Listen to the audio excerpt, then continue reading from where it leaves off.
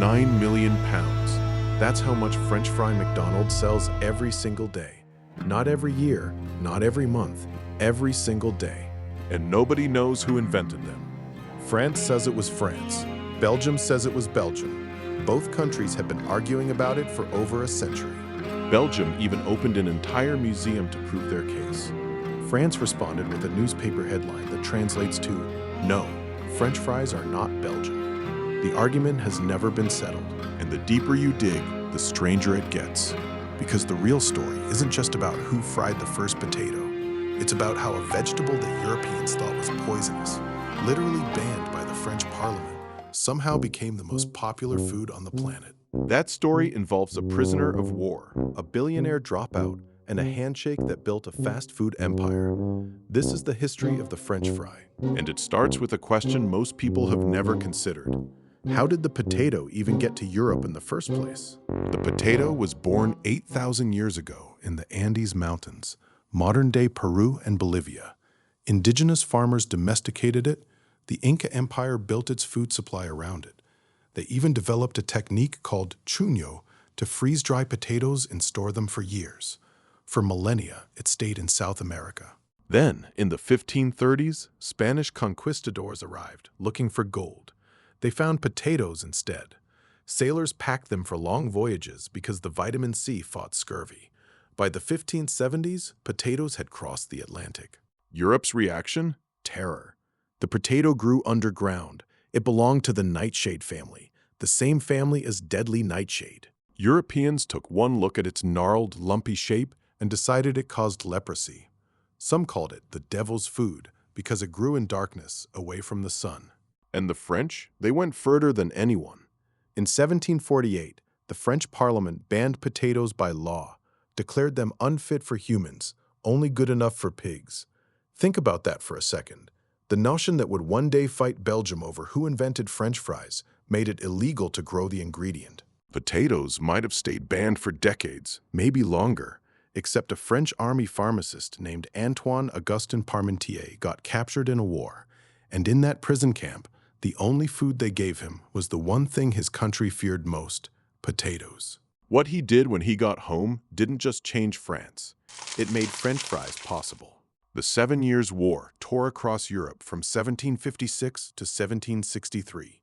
It pulled in nearly every major power on the continent. Parmentier served as a pharmacist in the French army. He was captured by the Prussians and thrown into a prison camp.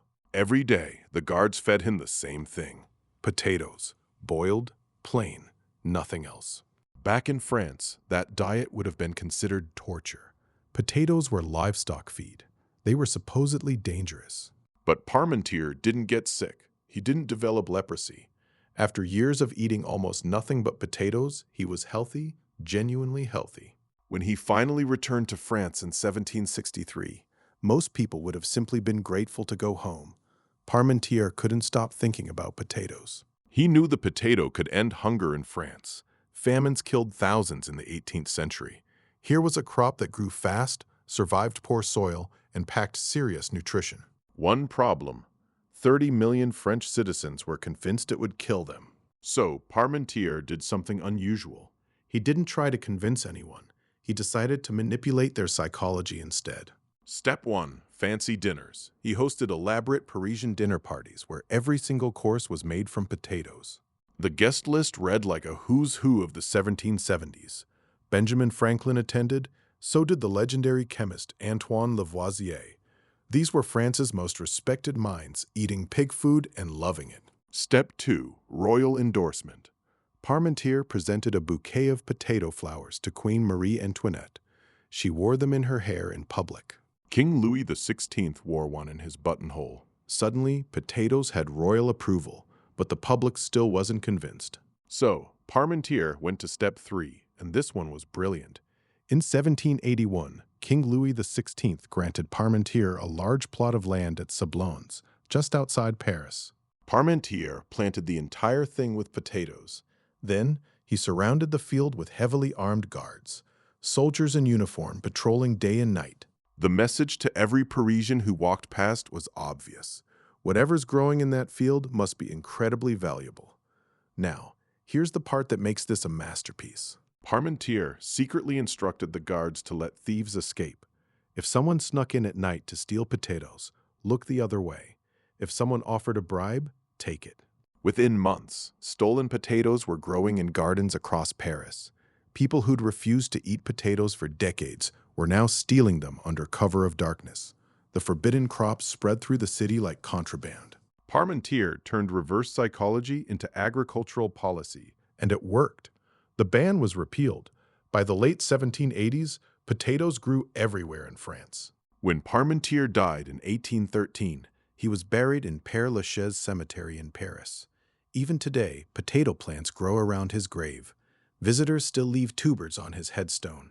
The man who tricked France into eating potatoes became a national hero. Several French dishes carry his name. Hachis Parmentier, a shepherd's pie made with mashed potatoes, is still on menus across the country. And now, the question that changes everything. French people had potatoes. They had cooking fat. Street vendors were selling food all over Paris. So, when exactly did someone first slice a potato into strips and drop it into hot oil? That answer should be simple. It isn't. Two entire countries are still fighting about it. This is probably the longest-running food fight in European history. Belgium says they invented the French fry. France says they invented the French fry. Each side has a story. Each story has problems. Belgium's version goes like this. In the Meuse River Valley, near the city of Namur, villagers loved catching and frying small fish. During the winter of 1680, the river froze solid, no fish. So, they cut potatoes into fish-shaped strips and fried those instead. There's even a family manuscript dated 1781 that references the tradition. Belgium treats this story as the origin of their national identity. In 2008, they opened the Friet Museum in Bruges, the world's first and only museum dedicated to the French fry. It's inside a 14th century Gothic building called the Saai-Halle. At the end of the tour, they serve you fresh fries in the medieval basement with mayonnaise, not ketchup. In Belgium, ketchup on fries is practically an insult. Beautiful story. One problem.